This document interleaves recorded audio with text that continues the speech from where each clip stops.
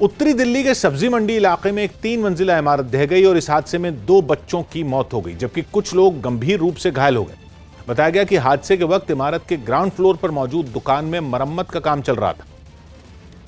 तभी वो इमारत ताश के पत्तों की तरह ढह गई और उसका मलबा चारों ओर फैल गया। हादसे की खबर मिलते ही दिल्ली पुलिस, फायर ब्रिगेड और एनडीआरएफ की टीम वहां पर पहुंची और मलबे में दबे लोगों को निकालने का काम शुरू किया, मगर संकरी गली और लोगों की भीड़ की वजह से राहत के काम में दिक्कत पेश आई। कुछ ही देर में वहां खुदाई करने वाली कुछ मशीनें बुलाई गईं ताकि मलबे को जल्द से जल्द हटाकर उसमें दबे लोगों को निकाला जा सके। जो मलबा है वो यहाँ पर फेंका जा रहा है। ये बताया जा रहा है कि जो मकान था वो संजय नाम के एक शख्स का था, जिन्होंने अपने निचले ग्राउंड फ्लोर को किसी दूसरे शख्स को बेच दिया था, जो उस ग्राउंड फ्लोर पर बेसमेंट की खुदाई करवा रहे थे। वहां से सामने आई तस्वीर में एक कार भी मलबे में दबी दिखाई दी, जबकि मलबे की चपेट में आने से बिजली की तारें भी टूट गईं, जिसके बाद पूरे इलाके में बिजली सप्लाई रोक दी गई। बताया गया कि हादसे के वक्त इमारत में मरम्मत का काम चल रहा था और इस काम में लगे मजदूर भी घायल हो गए, जिन्हें फौरन एम्बुलेंस की मदद से अस्पताल पहुंचाया गया।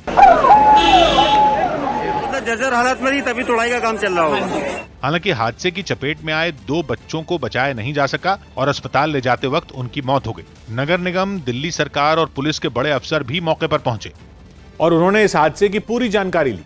साथ ही पुलिस ने मामले की जांच के बाद दोषियों पर कार्रवाई का भरोसा दिया। गनीमत यह रही कि हादसे में आसपास की इमारतों को कोई नुकसान नहीं पहुंचा, मगर जो लोग इसकी चपेट में आए उनके परिवार वाले जानकारी मिलते ही वहां पहुंच गए, जो रोते बिलखते दिखाई दिए। इमारत के मालिक को भी हिरासत में ले लिया गया और उन्होंने घटना के लिए दुकान में मरम्मत का काम करवा रहे लोगों को कसूरवार ठहराया और ये साफ किया कि कुछ दिन पहले ही उन्होंने ये दुकान बेच दी थी। उन्होंने जो है इसकी नींव और इसके पिलर्स को हिला दिया, उसका रिजल्ट ये हुआ कि बिल्डिंग नीचे आ गई। इमारत के मालिक के इन आरोपों को पुलिस ने गंभीरता से लिया। हम सख्ती से कार्रवाई करवाएंगे और एक एफआईआर रजिस्टर करेंगे, केस दर्ज करेंगे। आम आदमी पार्टी के विधायक दिलीप पांडे हादसे के बाद मौके पर पहुंचे और उन्होंने राहत के काम का जायजा लिया। मुख्यमंत्री अरविंद केजरीवाल और एलजी अनिल बैजल ने भी ट्वीट कर घटना पर दुख जताया। बात की एक बात यह कि भारी बारिश और जल भराव की वजह से पुरानी इमारतों के जमींदोज होने का खतरा वैसे भी होता है और दिल्ली की ये इमारत तो लगभग 70 साल पुरानी थी, जिसमें बारिश के मौसम में ही मरम्मत का काम भी चल रहा था, जिसे पुलिस ने गंभीर लापरवाही माना और मकान मालिक के खिलाफ गैर इरादतन हत्या का केस दर्ज कर लिया।